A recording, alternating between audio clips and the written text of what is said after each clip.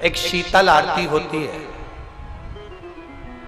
मेरी जीजियों बड़े सावधानी से सुनिएगा, एक शीतल आरती होती है। कभी अगर तुम्हारे जीवन में अगर कभी तुमको ऐसा लगे कि रोग बड़ा भारी हो चुका है और बहुत भारी रोग मुझे घेरता जा रहा है, या डॉक्टर को दिखाने जा रहे हो और तुम्हें ऐसा लग रहा है कि डॉक्टर कोई बड़ी बीमारी बताएगा, तो उस समय पर शीतल आरती का प्रयोग करें।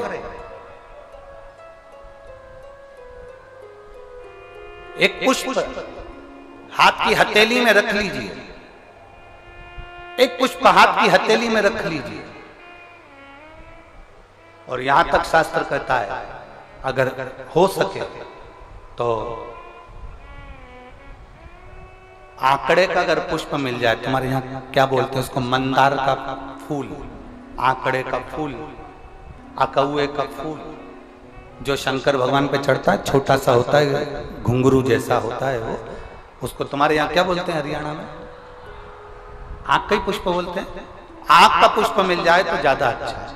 अब उसमें चाहे सफेद हो, चाहे नीला हो, चाहे गुलाबी हो, जैसा भी हो, हाथ में रखने के बाद हाथ में एक लोटा जल, भगवान शंकर के शिवालय में जब आप प्रवेश करें और प्रवेश करते समय भगवान के सम्मुख में, जब भगवान शंकर के साक्षी में जब पहुंचे, आपके सामने पूजन में कोई भी सामग्री नहीं है, आपके पास में न दिया है, ना बाती है, ना गर्भवती है, ना चंदन है, ना कपूर है, ना कोई सामग्री है, केवल एक आंख का पुष्प और एक लोटा जल आपके पास में है। शिवालय में पहुंचकर शीतल आरती का प्रयोग करो।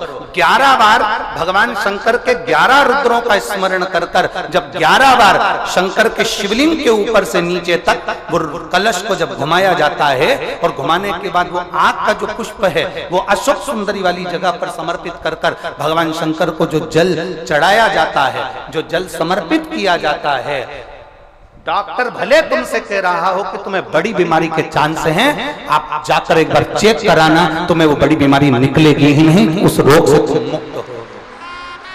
इसको शीतल आरती का प्रयोग किया गया। ये शीतल आरती, इसको शीतल आरती कहा। शिव की प्राप्ति का, एक रोग से मुक्त होने का। अब आपसे कोई कहे कि ये शीतल आरती का प्रयोग सबसे पहले किसने करा, तो आपको ध्यान लगाना है इस प्रयोग को। सोमनाथ जी की कथा का स्मरण करिएगा, सोमेश्वर की कथा का स्मरण करिएगा।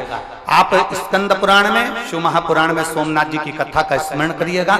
चंद्रदेव को काया का रोग हो गया, रोग इतना भारी था, चंद्र समझ नहीं पा रहे थे मैं करूं क्या। जब देव ऋषि नारद के पास पहुंच गए, नारद जी ने कहा एक पार्थिव शिवलिंग का निर्माण करो, बालू के शिवलिंग का निर्माण करो, और समुद्र का ही जल भगवान शंकर को उनके आनंद से आरती कर कर उनको चढ़ाने का प्रयास करो। और शिव ने ऐसी कृपा कर दी कि चंद्र के पास आकर भगवान शंकर ने कह दिया, चंद्र मैं तुझे वर देता हूं, तेरा काया का रोग समाप्त होगा, ये मेरा वर है, क्योंकि तूने मेरे शीतल आरती का प्रयोग किया।